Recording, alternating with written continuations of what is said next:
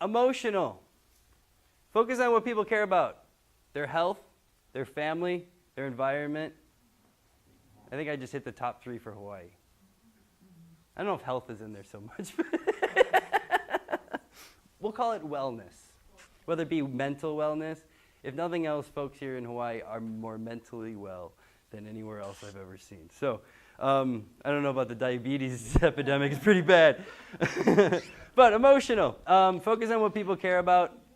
Hit those points that give value to to your product. Stories. Inspire with action. If you tell people what you went through to create your business, that might be a great selling point. If you look at like Tom's of Maine, everybody know what that is? It's like a holistic toiletry company. They make mouthwashes and toothpaste and all that stuff. Their story is pretty much why that they're up and running. Is on the side of their container for the first 15 years of their existence, they had 4 paragraphs about what Tom was trying to do and how it's an uphill battle. And it like literally stated on there, I'm fighting Procter & Gamble and I want to go against the grain and this is what I'm trying to do. And they had that smacked on the side of every single one of his products until now you find Tom's in Walmart. He's a multi-million-dollar company, and what does he do? He makes toothpaste that's actually made out of some real mint and some baking soda. He took the chemicals out, and that's his thing. So can you inspire action with your marketing plan? Tell people the reason why you're doing what you're doing, and that they'll pretty much hit that point because everybody will see that you're trying to improve something. You're trying to make something better. Am I boring anybody? I don't think so, because he hasn't fallen asleep yet.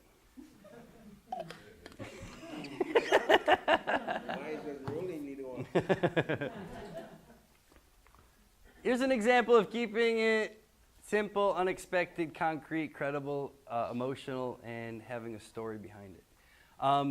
The Toyota Prius. And here's a product that certainly fits all of these things in that it's simple. There's nothing flashy about it. It's practical. It's not made to look pretty. Look at that car. That is the nastiest looking car out there. Does somebody have one? Sorry.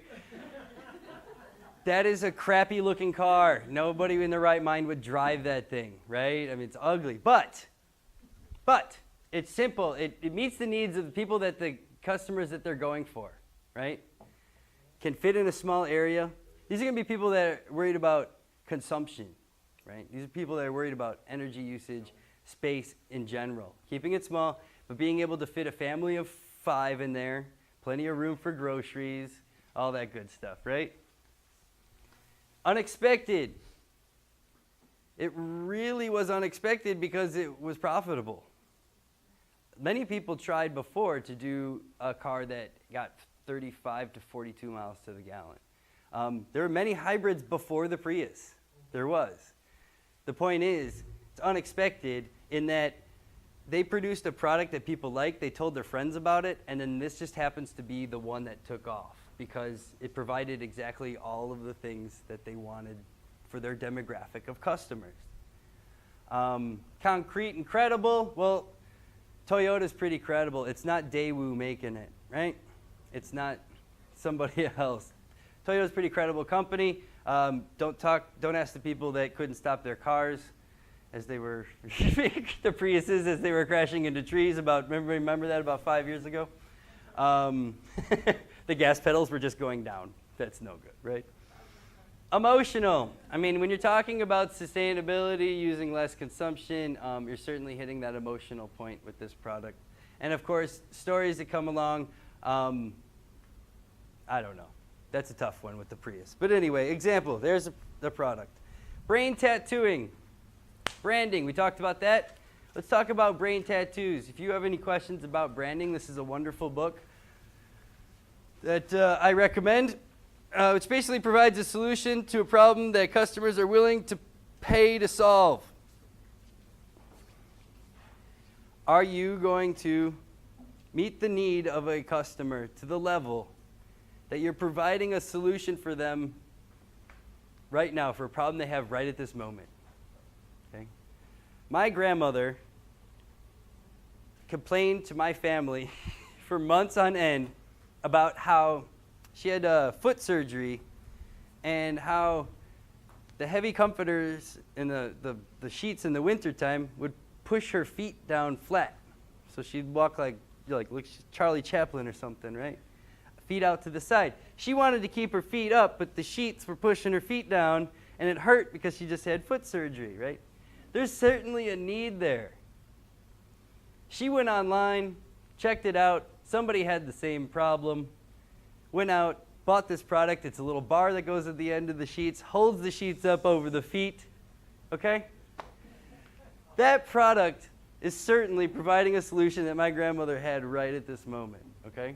So as stupid as some ideas may be, you might be shooting at the right demographic with your idea. I bet you that person is making enough money to maybe send their kid to college for a year or two. I mean, but it's certainly just an idea. Keeping your message simple, single focus. I kind of got on a tangent there, but as far as brain tattooing, branding, that's just, like I had said, instilling that idea of what a company is all about, what it strives for, what its customer base is. All those things are in your head when you think of branding. Trying to think of a local example, another local example of branding. Well, we did the Hawaiian Air. Central Pacific Bank, it's the one with the dog, yeah? Yes, Central Pacific Bank, my least favorite bank in the whole damn world. I hate that bank. I lost my bank card, and they said they ordered it 5 times. So I went without a bank card for like 2.5 months because of that. I was so angry. You know how hard that is? Yeah, so Central Pacific Bank, branding, the dog, the colors, right? Blue and white, all their commercials, everything they have has those colors. But when you see the emblem, you think of the nice air-conditioned, wood-paneled place. It gives an image of the establishment, the nice people that are there, right? Yeah, I hate that bank. Connect and confirm, okay? When you're connecting with your customers, you're going to be connecting with their emotions, with your service or product, and meeting the emotional needs of your prospective customers. So you're connecting. Once you've felt that emotion, you're filling that emotional need with the idea of your product, confirm through reason. Stress-free productivity, and too many things to do, too little time. Stress-free productivity, are you able to get your products out to your customers, like I said, logistically, without any issues? That's going to be the sales side of your business. Confirming. Too many things to do, too little time. Phase 3, marketing strategies. This is when your marketing strategy develop momentum. This is maybe when you have a couple hundred people on Twitter. This is when you have people that have the punch card for your business. You buy every 5, you get one free. This is when you have hundreds of people out there that have that in their wallet. Your marketing schemes are working. You're doing multiple ones, and they seem to be going off. You're developing momentum, and customers are catching on to your product, catching on to your marketing scheme. Benefits of using products and service, they understand that by using your product service, their life is easier, or they save money. Might not be easier. They might have to travel 10 miles to go out of their way, but if they save $200, that might be the reason.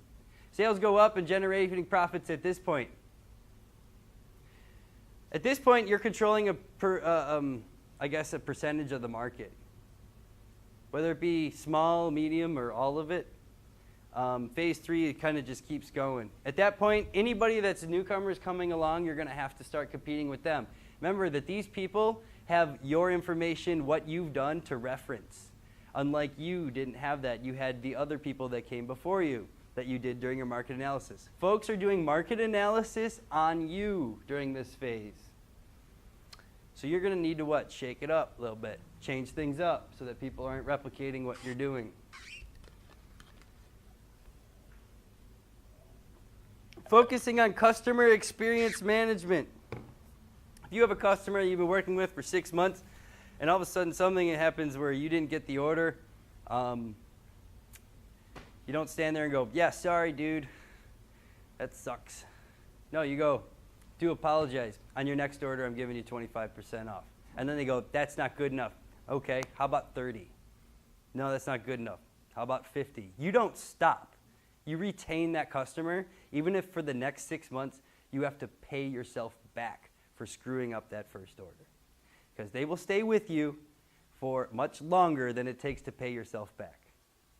Never lose a customer because you screwed up. Only lose customers because they screwed up. Customer experience management, customer relationship management. So in dealing with the company, learning about the products, learning about your new services because they already are existing customers, maybe the new products, and then relationship management, keeping sure that the people that are making orders are happy at all times. Word of mouth. Purple Cow. We'll talk about Purple Cow. Purple Cow. I love this book, guys. You need to check it out. Seth Godin wrote it. It is basically a wonderful marketing manual that talks about word of mouth. Can you think of another environment or another place that would be more effective than Hawaii? Truly, businesses exist strictly from word of mouth marketing in Hawaii, and they do just fine. Can you capture an audience without doing any other advertising than just talking all day and shouting on top of your mountain? Get this book if you're starting a business in Hawaii. High quality products and services. Well, the way that they explain it, which I love, is talking about sneezers, right? So if you have a customer and you market to that customer, and that customer heard everything he could hear about Hawaiian tea, and all of a sudden, just because he spent 20 minutes talking to you, is now an advocate of Hawaiian tea. The goal would be of your marketing plan to have that individual, because with all this information they now have, to go out into the environment and talk about Hawaiian tea and start creating that market for you. And that's word of mouth, right? Well, they actually give it this kind of idea of that you're infecting other people. It's like a pathogen just kind of spreading throughout the public. One person tells another, one person sneezes on another, and then all of a sudden they realize that this product is so useful that they need to go out and get it. So using word of mouth, get this book. It will help you survive as far as a business in Hawaii without a marketing budget. Okay? Sneezers. I sent you an email today. I don't know if you got it. Asking you if you know anybody that has an interest in this program. Check your email, it's in there. I'm trying to have you guys be my sneezers for this, right? Same kind of thing. I'm spreading the information out to one person, trying to get it on, and the goal would be, because you've experienced this course in some way, you could see a value in it. Hopefully you can have somebody else sign up. So, infecting other people by word of mouth. Purple Cow strategies. How can you succeed at word of mouth? Give people more than their money's worth.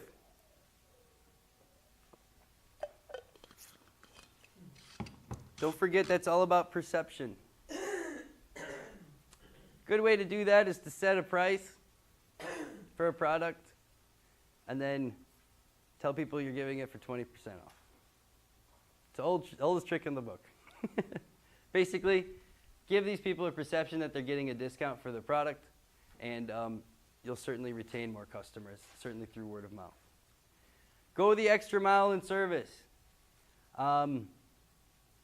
If it's the weekend and somebody needs some of your produce for a party that's coming up on Sunday, the grocery store didn't have it, whatever, go the extra mile. Somebody makes that phone call, pick up that phone on that Saturday.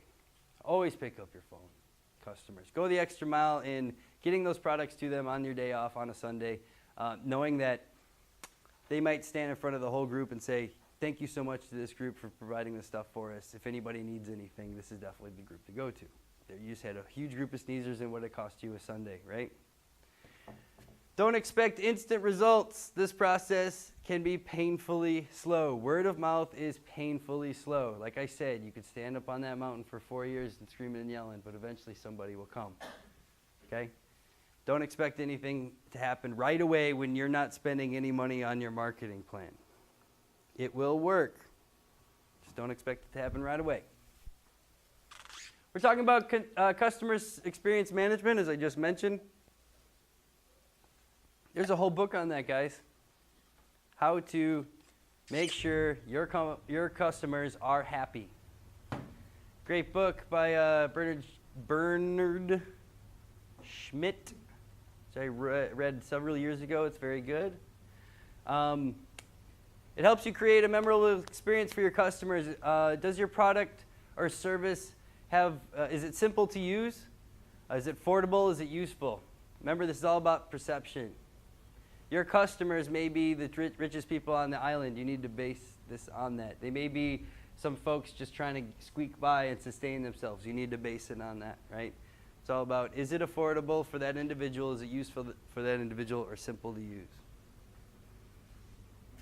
With agriculture products, this is pretty simple. Customer experience management guidelines. Create memorable touch points. Identify the needs, advertise and reach potential customers. Are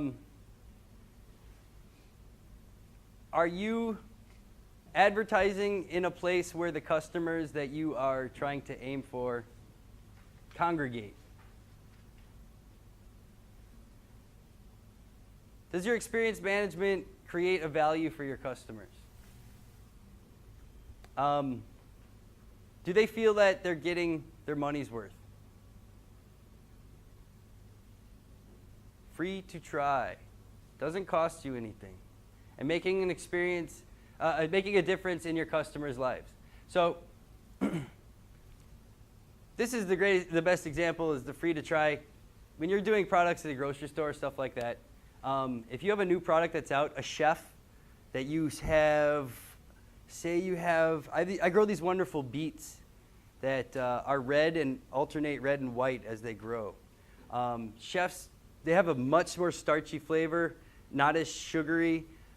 Chefs may be keen on the way it looks on the plate. They may want to purchase it from me, but they're going to want to try it out in some recipes. So I'm going to give them a case of my beets so that they can make something on the menu or create something so that for the next 6 weeks while I have this product, they can make this product and buy it from me. So give them free samples, definitely, and then making a difference in their lives. Sending them free stuff. I mean, this is things that companies do across the board. You know, some companies send their customers on vacation.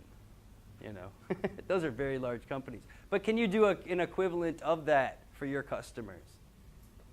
I mean, there's businesses out there that have the entire staff brought to Las Vegas for a weekend via Hewlett Packard. They do that, but can you do your equivalent of that? Can you maybe send over gift baskets at Christmas? Can you, somehow show your customers that you appreciate them? Customer relation management. Marketing is equal to building relationships with your customers. This is a book, The One-to-One Future. Book of the year. Basically, building relationships with one customer at a time. This is a great training manual that if you read it enough and go through it, that every single time that you approach a customer, you will follow the right steps in making them feel comfortable, positive about your product. So do a little bit of research. If you're not into the marketing side and that's not your gig, please don't try to do face-to-face marketing. You can stumble and fail pretty quickly. So definitely having the right person in that role that can do the face-to-face marketing is key. If you feel that you could do it, do it. If not, you have a marketing manager for that, okay? What is the best interest of your customers? What is in the best interest of your customers? Is it time? Is it price? There's certain companies, businesses, like restaurants. It's not about price. It's about time. Can you provide them fresh, crisp lettuce every single day. So right at time that they're going to start prep, which is going to be maybe 1:30, 2 o'clock. Is it going to be washed so that they don't have to wash it? Can they save time doing that? Okay. If you're doing wholesale distribution or wholesale produce and you're getting it to a distributor, certainly about price, not really about time. Why? They have refrigerators, they have gassing machines, they have all these things that they can buy green bananas, put them in the back for about 5 or 6 days, and when they want them to be ready, they put them in the chamber, they gas them, and they're ready. Okay, so you got to picture your customers. Is it about time or is it about price? Customer relation management guidelines.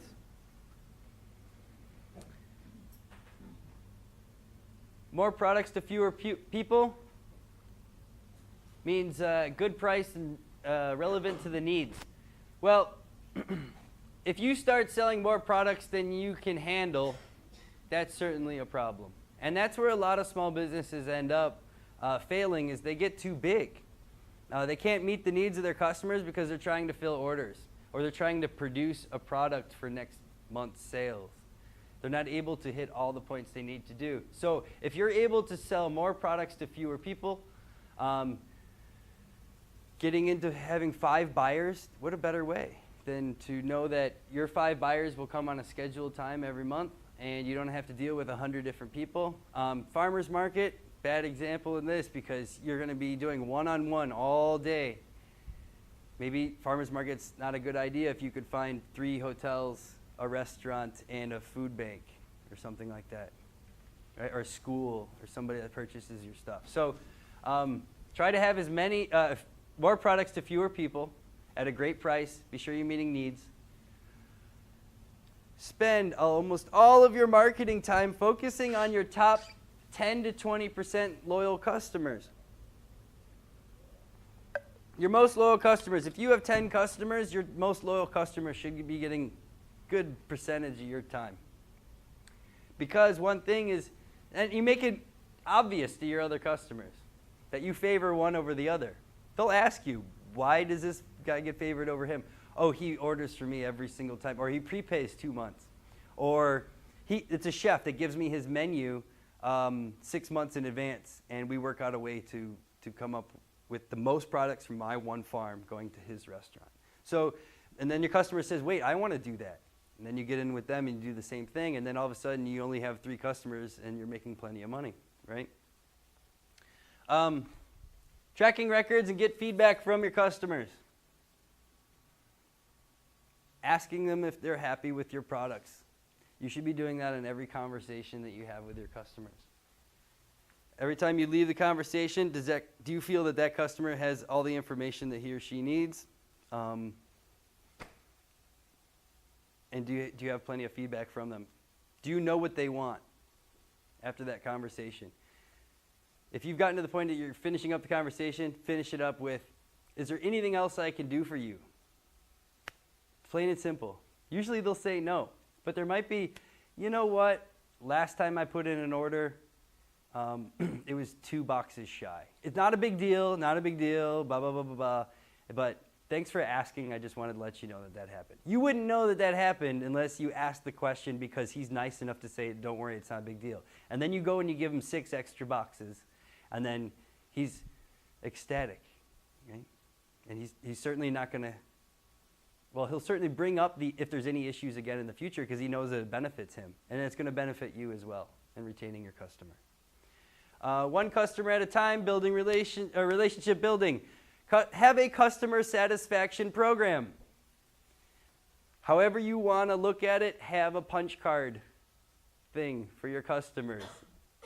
Not physically have a punch card every 5, but have some sort of program that if you are a repeat customer, you give them a little bit of a discount. And it's standard within your business so that you can actually approach any potential customers and say, you know what, we give these guys an extra 20% off because they make this many orders a month. Just letting you know. And then if somebody comes up, they say, hey, I want the same deal. And then you can give them the same discount, right? Customer satisfaction program. One customer at a time, relationship building as well. We're talking about learning and collaborating. So Having those conversations, having those meetings with your customers. If you don't sit down with KTA, if they're one of your buyers, if you don't sit down with them at least 4 times a year, you're missing the point. You really need to sit down with them and say, what other sections of the shelf can I fill for you? They're not going to say, hey, James, you make the best carrots in the world, but I really need eggplant too. They're not going to say that. They're going to just need eggplant. And if they can't have, if nobody approaches them and says that they have it, they're just going to go to the distributor and get it from the mainland. Okay? They're not going to go out and try to find these. As much as they say that they buy local, they don't. They buy easy and cheap. They don't give you any value as far as local. The amount of time and effort that it took to get that to the store is about half of what it took for the mainland stuff, but yet it's still more expensive. Right? They don't make it easier on you. Mutants. Evolution.